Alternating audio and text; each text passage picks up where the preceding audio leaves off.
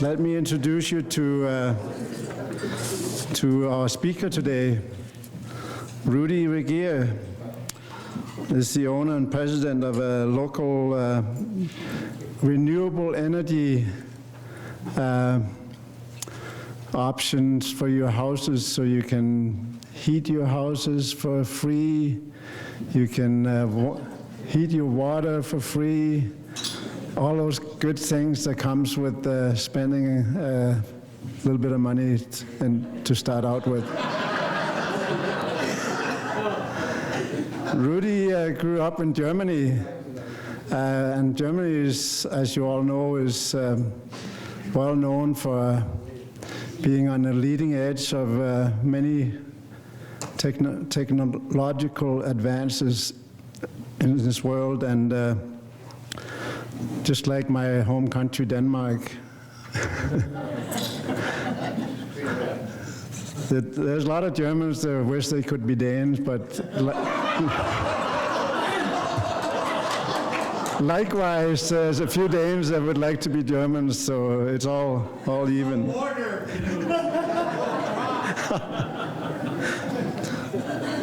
So Rudy, he's very passionate about renewable energy, and he has made a business out of that. Unfortunately, his real ability to make a living is selling hot tubs.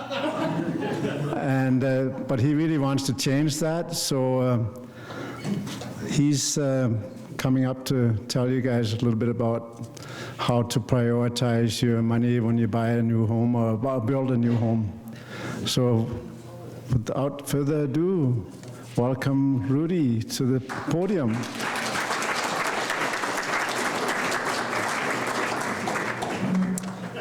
Thank you, Mr. Knud. Yeah, my name is Rudy Reger. I'm a local guy since 1988. I moved to Lethbridge here. I became a trucker first, and then, of course, trucking wasn't quite as much fun than doing something else. But for me, the main thing for me is I grew up in Germany. For me, yeah, the renewable is pretty much like I always tell people I was involved in renewable before it was popular and before it was political.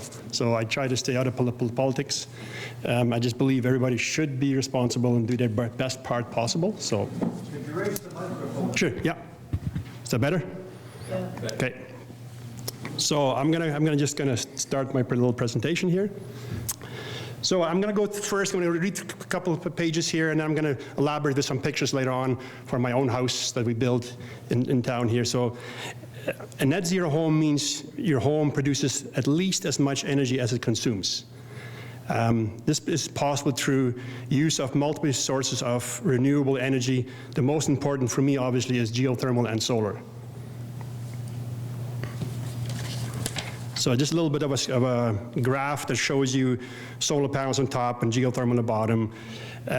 For me, net zero is, I believe, is a little more than some people assume. First of all, net zero is very easy to achieve this day and age. If you have money, put just a pile of solar panels on your roof and you're net zero, so to speak, right? For me, it's obviously, and I'm going to talk more about later on about how to start getting to net zero without just putting a pile of money on the roof on the solar panels. I have heard quite a few people that went net zero by putting baseboard heaters on it, and it's okay, but in reality, you say producing more power, and baseboard heaters are not very efficient, but it's still net zero. So a lot of people, they kind of, first it comes into their mind going net zero, they believe we have to be in the woods somewhere, small little cabin. That has changed. That's a major change in the last few years. We can actually have a modern looking house and still be completely either off-grid or in net zero, right? So, and again, for me, the comfort on net zero is the most, and I'm going to elaborate a little more later. The things to consider to go net zero. First, you need to design and position the home in the proper the angle, so to speak, right? Second, you need to ensure you have a proper insulation and efficient windows. Third, you need to choose the right mechanical options, including heating on your home and for your water use, right? Fourth is you need to choose energy efficient appliances. And for the fifth is you choose environmentally friendly flooring and lighting. And lastly, it's usually ends up being with the PV panels on the roof. So my next page basically is where I'm going to talk about how we position our house. We purposely twisted our house a little bit southeast. So first of all, we like to have the this is actually southeast right here. We like to have the passive solar. So middle of winter, -20, my house is 2-3 degrees warmer than I set the temperature in my thermostat. Second is we twist it a little bit because purposely we want, if the wind comes from the west, we don't want to have a solid brick wall that the wind hits it. We actually want to have it that sort of bounces off. As well from the north. So the west and north are the most crucial side for losing heat. So we want them a little bit of an angle so that it actually bounces off rather than just hit the wall dead on, right? Second is we have basically no windows on the north side at all. There's a small window on the front door. That's it. And on the west side, we have one bedroom because we like to have still daylight. So the one bedroom that was not attached to the front, we had to put one in the upper there on the washroom, we have one small window. But because it looks like a 2-story house, is actually not. We have actually the upper on the left corner there, that one is a bedroom, but the rest are all just open vaulted ceiling. Normally, vaulted ceiling is not the best way for efficiency-wise. But we chose everything else efficient except the one thing we kind of said, we still want to have a modern look, an open feel house. So we went, one corner is 33 feet tall on the front.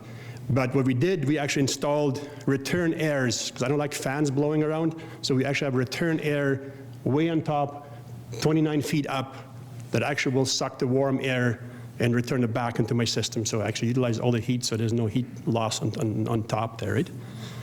So, and then the next one obviously is the envelope. And that's, I think, where a lot of people go, well, a lot of people, it quite often gets misunderstood is, for me, it's the envelope, first of all, most important, not how much I can spend on geothermal and solar later on. So we try to make it as a house, first of all, a little bit smaller than traditional. This is actually, it's tall, but it's only 1,200 square feet. There's no basement, 1,200 square feet, and we have a loft with two bedroom, but from the outside, it looks like a big house because I have a very large garage, so I need to have my man cave. So it's at least live like a modern life, but still be energy efficient, right? So a couple things I always discuss with some of my friends and some clients is that if we build a 4,000 or 5,000 square foot home, first of all, it costs more to build, costs more to heat, costs more to furnish, everything costs more. So it makes, in my mind, it's very tough to convince people sometimes not to go that big, but I'm a big believer, go a little smaller. So on paper, right now in Lethbridge costs between $200 and $300 a square foot to build a decent house. Well, if you cut it down by 1,000 square feet, on paper, you just save yourself $300,000. So that's why I quite often argue with clients is that you can actually drop it, and everything we talk about it, your whole better envelope, the geothermal solar is actually free. As well, if you do go to the acreage, and I'm very careful, I'm not talking anti-gas, I haven't had gas for 18 years, so I don't know what gas means in my house, but in acreage, for example, you spend about $10,000 to get the gas to your property, and then you're buying the furnace and the air conditioner and the boiler. So geothermal does all of it. So you don't need to have any of that investment, right? And same as in the floor, we do recommend obviously spray foaming or putting insulation on the floor so the heat doesn't go out. My walls are a little unique. I can't tell you 100% how it's built because it's still in the patent stage, but just in the plain words, I will explain a little bit. It's basically drywall, 2-inch of air gap, a plywood sheet, 5-inch spray foam, 5-inch rock slide insulation, another plywood sheet, and then the hardy board. So it's 13-inch thick. It's an R55 plus, so it's more than double than the average house is. That's active, actually, by the way. Quite often you hear R20, R30, but that's not active. This actually is an active R50 plus. And in the ceiling, we have R100 plus. So we, again, went maybe a little bit overboard. I don't recommend that everybody has to go that route. We decided to go a little smaller, but go all out and have basically as little investment from then on the energy side, right? And then, of course, the next is the mechanical components. So we chose to go with geothermal because that's what I believe is efficiency-wise, there's nothing competes with geothermal, although geothermal uses power. Sometimes, especially if it's not installed right, it can use a fair amount of power. If it's done right, it will not. But efficiency-wise, it's 400% more efficient than the best furnace in the market. But it doesn't work out as a 400% savings. So there's 4 ways of doing geothermal, either horizontally, vertically, or open loop, or pond loop. I chose a pond loop because my wife, as a joke, she said, if I ever move again, I'm moving to the waterfront. And I told her, we'll make you a waterfront. So we actually built a little pond and use it as a waterfront and use it at the same time as a geothermal pond. So the pipe you see on top there,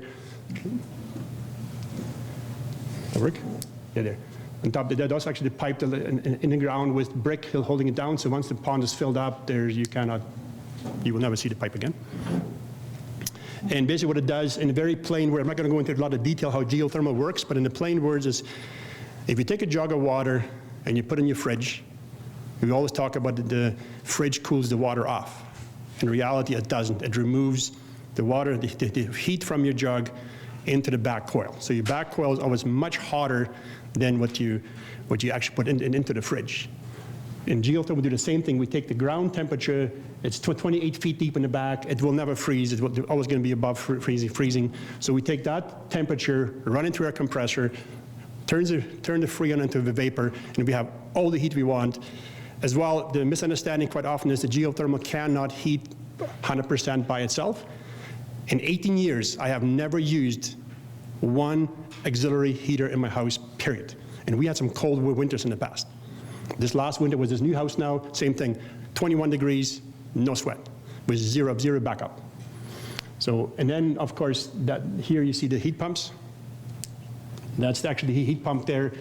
What that heat pump does, this flow center from outside, those loops come from the pond. Oh yeah, sorry, this here is actually a flow center. This pipe here comes from the ground and gets transferred through the heat pump. This is the heat pump, and those are called the air handlers that we actually will handle my air. But what this compressor does, it's actually the first compressor installed in Western Canada, variable speed compressor that actually will rev up as the need is there, but it does all. It heats my garage in floor, it heats my swim spa, and it heats my downstairs, the main floor and the up floor, all in one system. So I don't need no boiler, no air conditioner, no furnace, all does in one system. And in the summertime, it turns into a cooling system. So we have 100% good cooling in the house and way more natural, plus geothermal doesn't dry the air out, so it's way more natural than Denmark.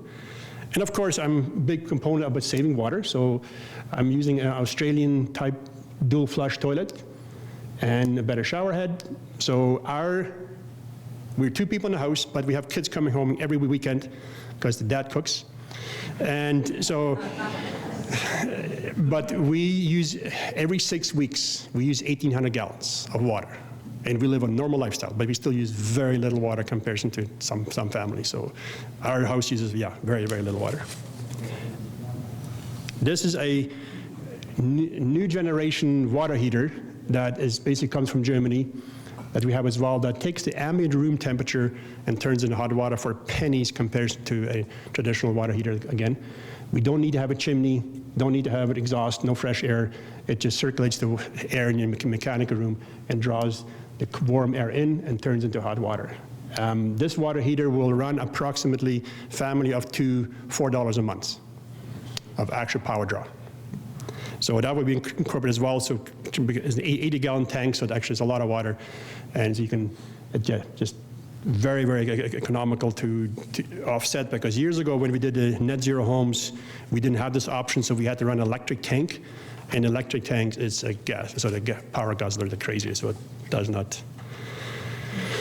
And then, of course, energy efficient appliances. I'm not going to promote the company I bought for, but we went and researched like crazy to see who was the best out there and could give me the least amount.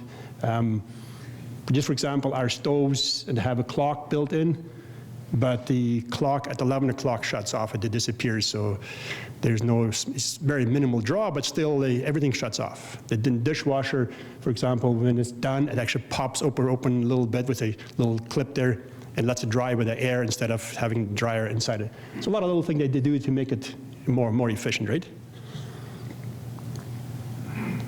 And then, of course, flooring. We went with quite a bit with cork flooring, stuff like that. Everything is LED lights. There's not a single bulb in the house that's not LED lights. We went as well with a new style wireless switches. So we saved ourselves miles and miles of wires going, because none of the switches in the house have a wire going to it. It's all just Bluetooth communication. So there's way less wires going into the house like that, right? So. And on the end, yeah, we need to top it up, obviously, to call it real net zero. We actually have a 15 kilowatt system there that will produce enough power to heat and cool and everything I do in the house, including my swim spa, and 2 electric cars. So we both drive electric. Mine is a hybrid, and my wife is actually an electric car. So we basically try not to burn any fuel. So a few benefits that is, now I have to remember to click here. First of all, a net zero home / geothermal home is more comfortable because the air is not as dry, it's more steady, that doesn't fluctuate temperature in the house, right? It's a cleaner air because if you have an airtight home, you don't have all the junk coming from outside into the house. No worries of carbon monoxide because our home, net zero homes usually don't have gas coming in. Increase in value of your house, because it's still an early stage because some people don't appreciate the product yet, but it's coming. Every year we see more and more people understand that this makes sense to go that route. Obviously, your bills are basically disappearing. My bill, we're estimating, going to be about $40 a month because I still pay some line charges I can't get rid of at the moment, but I have nothing else to pay for.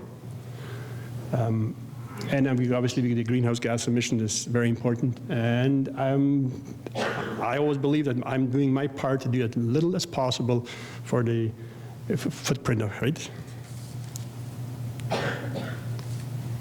So, little shout out here to some people in here that actually went with some solar way before the grants came out. So they actually chose to go for it before the grants. And this is just a little graph from them that they sent to me to show people how important it is to go and be. They've been from 6 years now, I believe, right? 6, 7 years? We're in the 6 years. 6 years, yeah. They have produced about 108% of their power consumption in the house. I just need to convince them yet to go to geothermal, and then they can go all the way to net zero. But on the power side, they are net zero for a long time. So basically, to wrap it up a little bit, for me, it is, I've been doing it for a long time. I like that people are following us more and more and actually buying into the concept. We have quite a few companies in town who are focusing more and more on solar and all kinds of stuff, so we're not the only ones in town doing it.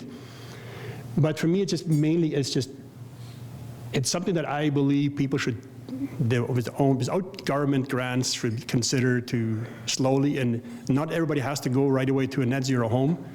We can show people how a lot of small stuff can be done to slowly moving towards that.